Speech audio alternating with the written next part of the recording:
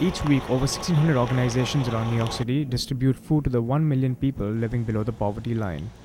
While many food banks and soup kitchens meet the emergency food needs of this vulnerable population, some, like the Broadway Community Incorporated in Morningside Heights, try to offer a little more.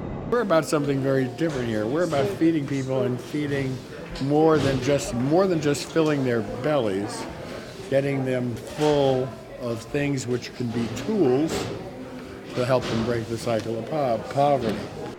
Soup de la Quaide de Buff. 6 years ago, driven by a need to make a difference, Chef Michael Enes left a successful career in the gourmet restaurant and catering business to join Broadway Community Incorporated.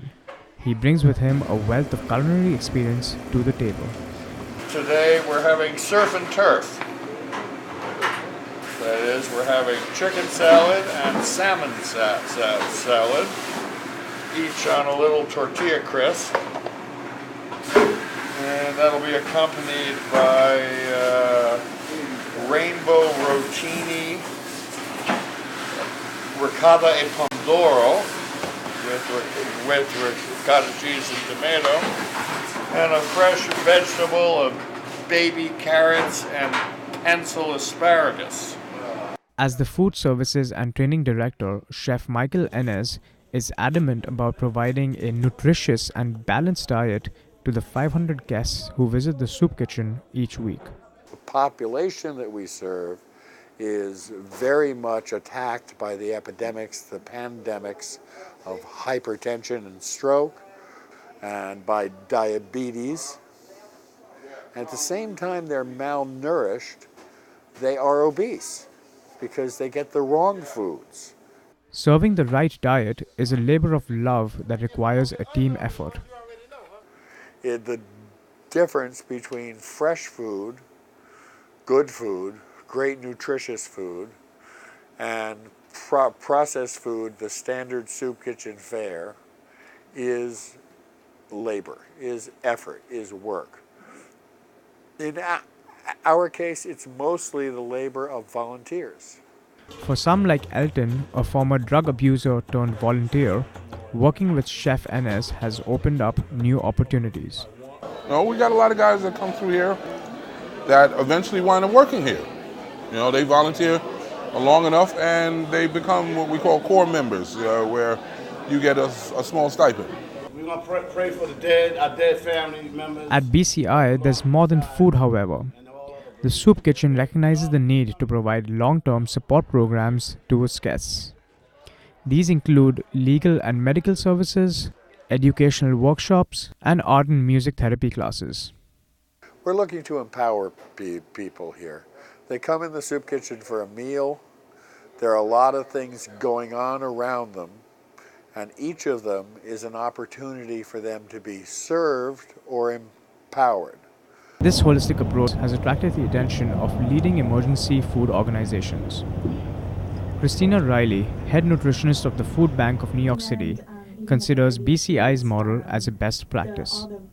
I believe that their menus are some of the most organized, very well put together, and it's wonderful to have a chef be part of the emergency feeding program. I think that they do a really great job at creating a sense of community. I think that they really reach out to their clients. They have repeat clients, so the clients get to know them, they get to know the clients, they create that rapport. They don't like for them to wait in a line, so they also like to do the service to the clients at their places. Due to the success of the program, Chef Enes is now considering 2 lunch seatings and possibly a dinner offering as well. He is passionate about sharing his learnings and possibly expanding this model. After the story in the Times came out, there have been people who've come to me and said, we'd like to do this too. Can you offer some advice? And so I think there is great potential for this becoming the new model, and that's now what I think my life's work is.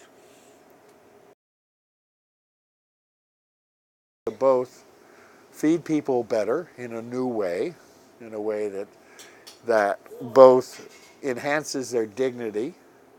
It's part of the reason of our style of being sort of fancy, naming things, acting as if we were in a restaurant.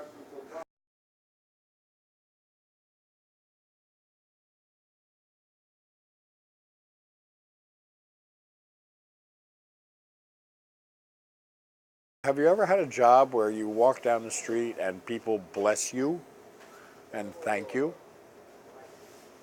It's a pretty good job. For me, it's given me new directives. I have goals again in life. I want to become a personal chef.